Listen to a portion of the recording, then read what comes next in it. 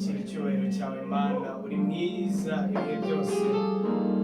Tugushimiye ineza yawe utugirira n'imbabazi zawe zihora kuri twebwe ibihe byose.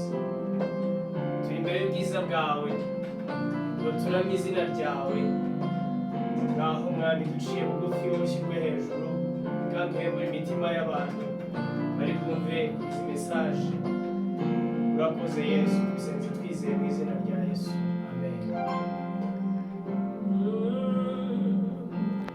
Ndanyuzwe kuko ngufite amahoro